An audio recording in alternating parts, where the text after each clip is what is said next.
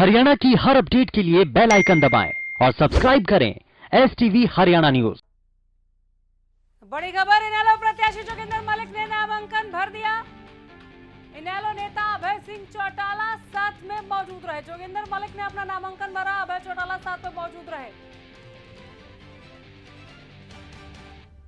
इस वक्त की ब्रेकिंग न्यूज पहुंचा रहे हैं। इनेलो नेता अभय सिंह चौटाला मौजूद रहे जोगिंदर मलिक के साथ जब उन्होंने नामांकन भरा। जोगिंदर मलिक पर भरोसा दिखाया। अब जोगिंदर मलिक इनेलो प्रत्याशी हैं। तस्वीरें आप देखें, एक्सक्लूसिव तस्वीरों के साथ नामांकन के वक्त की ये तस्वीरें। सबसे पहले खबरें, सबसे पहले अपडेट, सबसे पहले तस्वीरें आप तक हरियाणा न्यूज पहुंचा रहा है। बड़ौदा उपचुनाव मतलब हरियाणा न्यूज। देखिए एक्सक्लूसिव तस्वीरों के साथ ये बड़ी खबर। इनेलो नेता अभय चौटाला जोगिंदर मलिक के साथ वहां पर मौजूद रहे, जिन्होंने पर्चा भरवाया और जोगिंदर मलिक ने अपना पर्चा दायर कर दिया है, दाखिल कर दिया है। आप देख रहे हैं एक्सक्लूसिव तस्वीरों में बड़ी खबर। जोगिंदर मलिक को पर्चा दाखिल करते हुए अभय चौटाला भी साथ में उनके मौजूद हैं। इस पर्चा दाखिल करने के समय पर, नामांकन के वक्त एक्सक्लूसिव तस्वीरों के साथ ये बड़ी खबर पहुंचा रहे आप तक।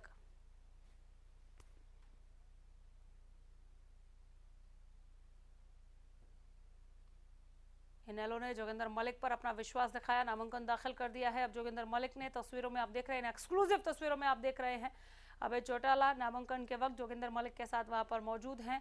एक्सक्लूसिव तस्वीरें, बड़ी खबर पहुंचा रहे हैं आप तक बड़ौदा उपचुनाव से जुड़ी। जोगिंदर मलिक ने जब अपना नामांकन भरा, ये तब की तस्वीरें, एक्सक्लूसिव तस्वीरें। उनके साथ अभय चौटाला वहां पर मौजूद हैं।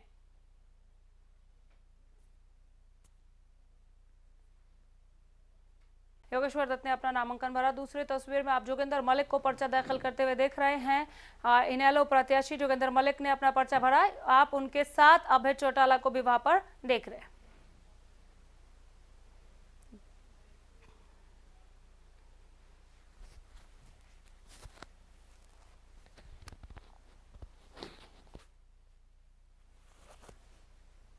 दोनों तस्वीरों को एक बार फिर से परिभाषित कर देती हूँ। पहली तस्वीर में आप योगेश्वर दत्त को देख रहे हैं, बीजेपी के प्रत्याशी हैं। इन्होंने अपना नामांकन दायर किया, दाखिल किया, पर्चा भरा।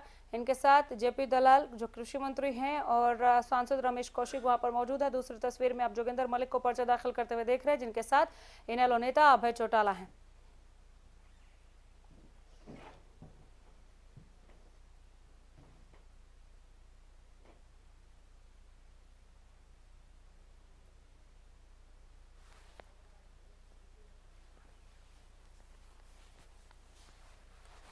तो दो तस्वीरें नामांकन भरते हुए आप बीजेपी और इनेलो प्रत्याशी को देख रहे हैं। 1:30 बजे का वक्त अपने ट्वीट में बताया कुमारी शैलजा ने। इंदुराज नरवाल के साथ वो 1:30 बजे पहुंच जाएंगी और इंदुराज नरवाल अपना नामांकन दाखिल करेंगे। कांग्रेस के तरफ से कांग्रेस प्रत्याशी होंगे, वो अभी कांग्रेस के उम्मीदवार हैं। इनेलो प्रत्याशी जोगिंदर मलिक को नामांकन भरते हुए दूसरी तस्वीर में फिलहाल आप देख रहे हैं और पहली तस्वीर में आप देख रहे हैं योगेश्वर दत्त को नामांकन भरते हुए। नामांकन भरने के बाद अभी मंच पर ये हैं जिनके लिए वोट अपील कर रहे हैं इस वक्त बीजेपी प्रदेश अध्यक्ष ओपी धनखड़।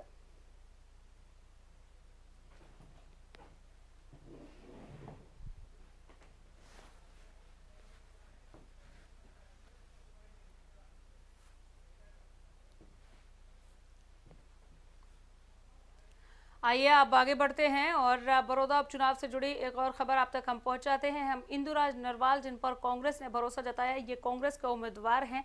अभी नामांकन भरा नहीं है, 1:30 बजे तक पहुंच जाएंगे। हैं कौन, जरा देखिए ग्राफिक्स के जरिए। पूर्व पार्षद हैं इंदुराज नरवाल, युवा कांग्रेस के जमीनी नेता हैं जिन पर कांग्रेस ने भरोसा जताया है। दीपेंद्र हुड्डा के करीबी हैं पूर्व पार्षद इंदुराज नरवाल। इनके बारे में हम ग्राफिक्स के जरिए आप तक जानकारी पहुंचा रहे हैं। युवा कांग्रेस के जमीनी नेता हैं। दीपेंद्र हुड्डा के करीबी माने जाते हैं इंदुराज नरवाल।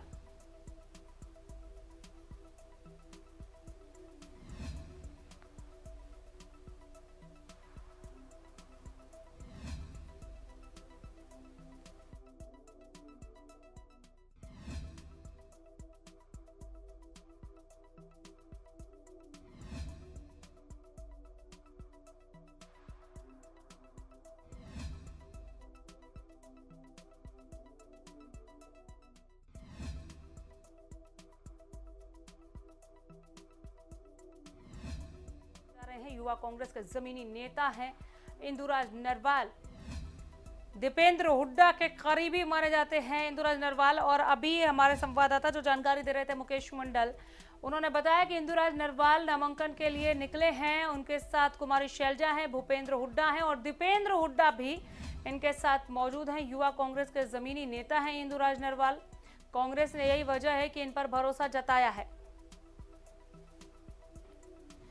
तो बड़ौदा के लिए उम्मीदवारी किस किस की है, कौन कौन किस राजनीतिक दल से प्रत्याशी है, वो देखिए आप। बीजेपी से योगेश्वर दत्त, इंदुराज नरवाल कांग्रेस के उम्मीदवार, इनेलो प्रत्याशी जोगिंदर मलिक। बड़ौदा सीट पर इनके बीच में कांटे की टक्कर, त्रिकोणीय मुकाबला हो सकता है।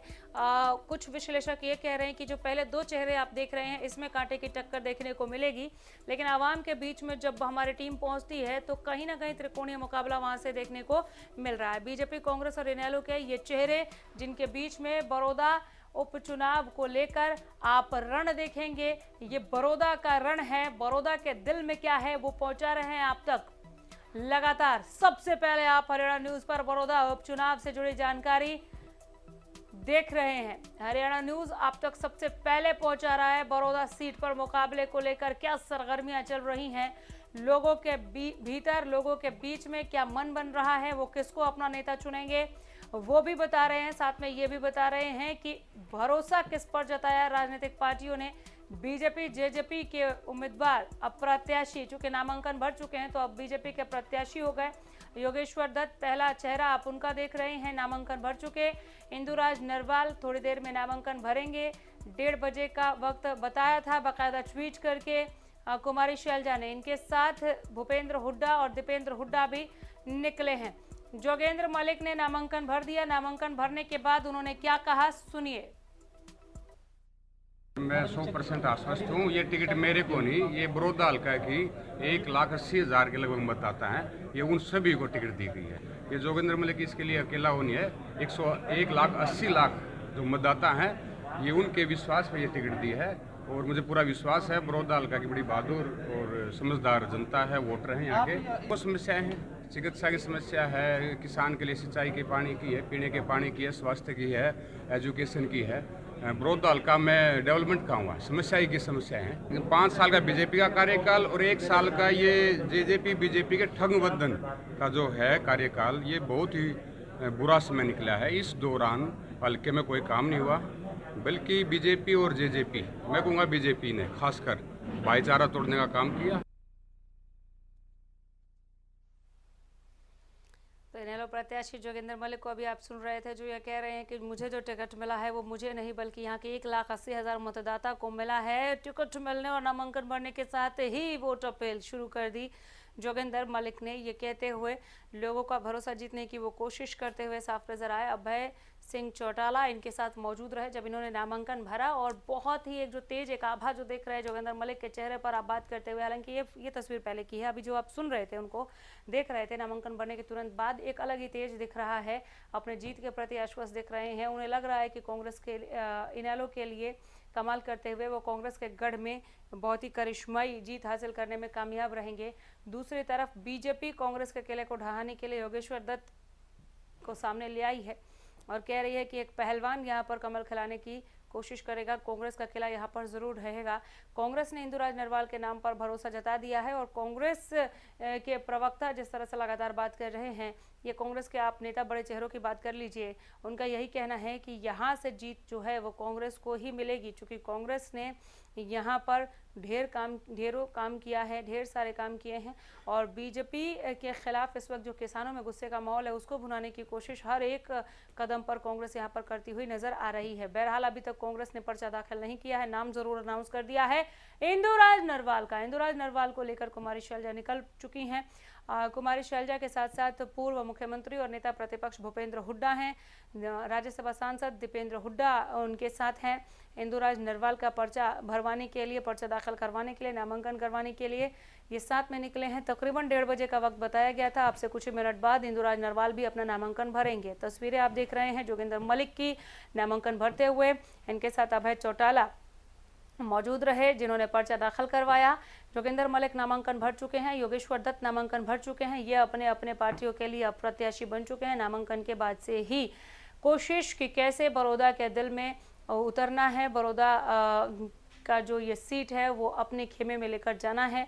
ये कोशिश बीजेपी की तरफ से पुरजोर रहेगी। बहुत वक्त लिया, बीजेपी ने आखिरी दिन अनाउंस किया, हालांकि बीजेपी के बाद ही दूसरे राजनीतिक दलों ने अपने पत्ते खोले, लेकिन योगेश्वर दत्त पर बीजेपी ने भरोसा जताया। योगेश्वर दत्त वो नाम जो श्री कृष्ण हुड्डा से हार गए थे, दूसरे नंबर पर रहे थे, उन्हें 33,000 से ज़्यादा वोट मिले थे और इस बार भरोसा है योगेश्वर दत्त को कि वो जो है बड़ौदा की ये सीट निकाल लेंगे। जब बात हुई थी पार्टी के आला कमान से बीते दिन खिलाड़ियों के एक पूरे हुजूम के साथ, तो उन्होंने ये बात रखी थी सामने कि खेल में हार जीत लगी रहती है, यहाँ पर भी आप मुझे मौका दीजिए, यहाँ पर भी मैं एक जीत की तस्वीर लिखने का काम करूंगा। अभय चौटाला ने क्या कहा, जरा सुन लीजिए।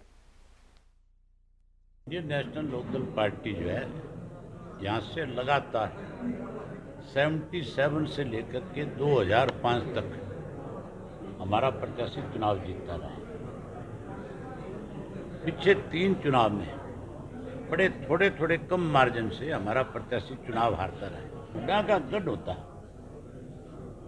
तो फिर हुड्डा पहले क्यों नहीं चुनाव जीता?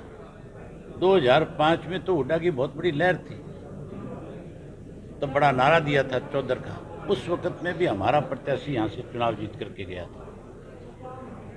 अब भी जो है इस चुनाव में भी हमारा ही प्रत्याशी विजयी होगा। जिस ढंग से कांग्रेस के रात के 1:30 बजे तक आपस में जूत बज रहे थे, वो तो यही नहीं तय कर पाए कि किसको चुनाव लड़ाना है। उनमें आज भी आपसे इतना बड़ा विवाद है कि लोग जो है उनके इस विवाद से परेशान है।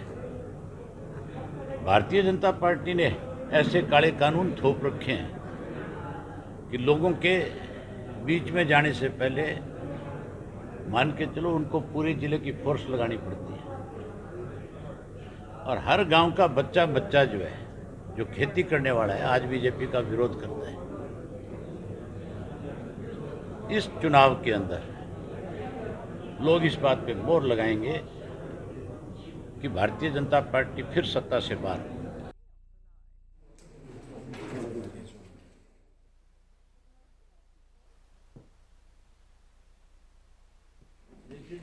तो आप अभय चौटाला को अभी सुन रहे थे, जो कृषि का मुद्दा ही भुनाने की कोशिश करते हुए देखिए कि हर गांव का बच्चा जो खेती से ताल्लुक रखता है वो बीजेपी के खिलाफ है और बीजेपी को वोट नहीं मिलने वाला है। जोगिंदर मलिक की जीत को लेकर यहाँ पर बहुत ही आश्वस्त दिख रहे थे अभय चौटाला। उन्होंने कहा कि जोगिंदर मलिक यहाँ से इस सीट को निकालेंगे और ज़रूर जीतेंगे। इनेलो की जीत होगी। इनेलो लगातार लोगों के बीच में है। अभय चौटाला का एक कहना, अभी आप उनको सुन रहे थे। तस्वीर एक बार फिर से आपके सामने रख रहे हैं। जोगिंदर मलिक ने जब नामांकन भरा, इनेलो के प्रत्याशी हैं, उनके साथ अभय चौटाला रहे और उसके बाद उन्होंने क्या कुछ कहा वो भी हमने आपको सुनवा दिया है।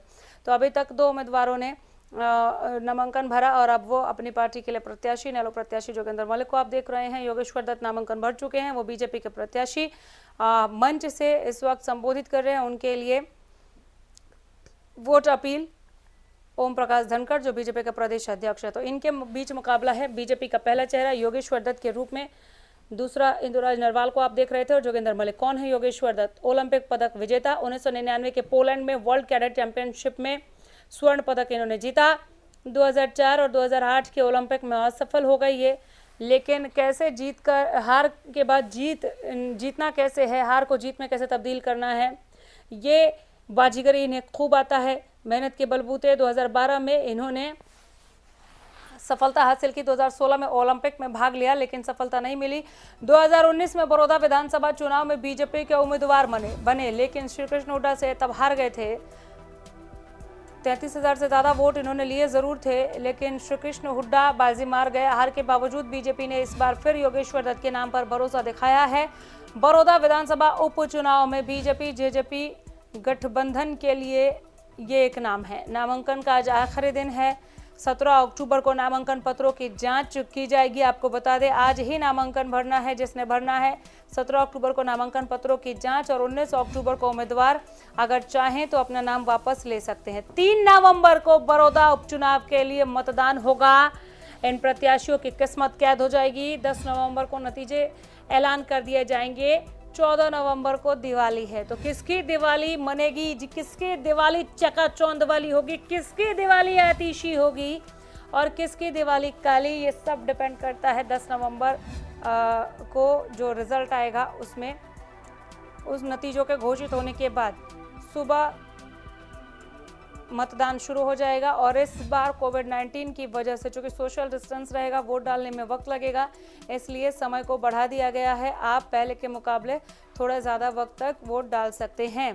बड़ौदा में इस सीट पर कब किसका कब्जा रहा वो आप देख रहे हैं।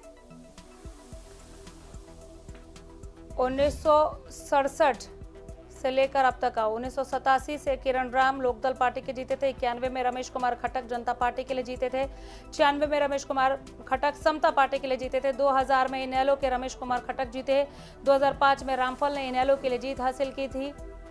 इस टेबल में आगे बढ़ते हुए हम लगातार आपको ग्राफिक्स के जरिए बता रहे। 2009 की बात करें, श्री कृष्ण हुड्डा जीते थे कांग्रेस के, 2014 में श्री कृष्ण हुड्डा जीते कांग्रेस से, 2019 में भी श्री कृष्ण हुड्डा जीते थे, इन्होंने हरा दिया था तब योगेश्वर दत्त को कांग्रेस के। और 2020 में चूंकि अब उपचुनाव हो रहे हैं, श्री कृष्ण हुड्डा है नहीं, तो योगेश्वर दत्त बीजेपी की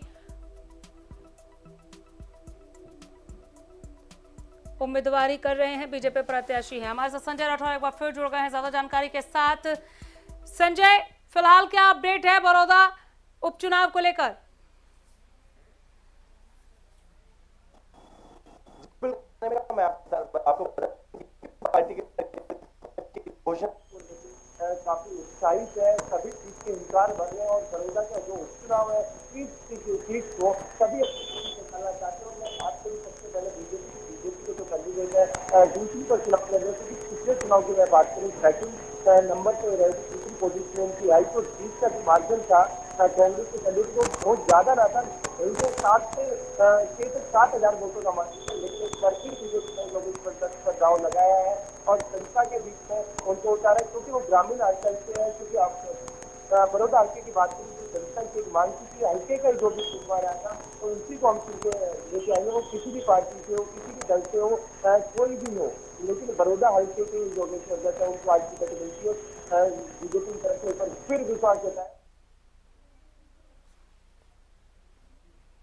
संपर्क टूट गया, हम दोबारा जुड़ने की कोशिश करेंगे। फिलहाल एक बार फिर से आप देख रहे हैं कि कब किस पार्टी को कितना वोट मिला है। ये आंकड़े देखना और इन आंकड़ों पर नजर दौड़ाना बहुत ज़्यादा ज़रूरी हो जाता है जब आप किसी चुनाव में उतरते हैं, किसी चुनावी समर में उतरते हैं। योगेश्वर दत्त के बारे में ग्राफिक्स के जरिए एक बार फिर जानकारी आप तक हम पहुँचा रहे हैं। इन्होंने कब कितना संघर्ष किया, कब इन्होंने गोल्ड मेडल जीता, 1999 का वो घड़ी जब इन्होंने गोल्ड मेडल अपने नाम किया, वो सभी को याद है। 2004 और 2008 में हालांकि असफल हो गए थे, लेकिन 2 बार हारने के बाद भी इन्होंने हिम्मत नहीं छोड़ी और वैश्विक स्तर पर भारत का नाम रोशन किया। 2012 में इन्होंने लंदन ओलंपिक में पदक हासिल किया था। यही बात इन्होंने रखा पार्टी के आगे कि एक बार मैं हारा जरूर हूं, लेकिन हार जीत लगी रहती है। इस बार मैं पहले के मुकाबले ज्यादा मेहनत करूंगा और जीतूंगा, और पार्टी ने इनके नाम पर भरोसा जताया। फिलहाल यहीं रुकेंगे, नमस्कार।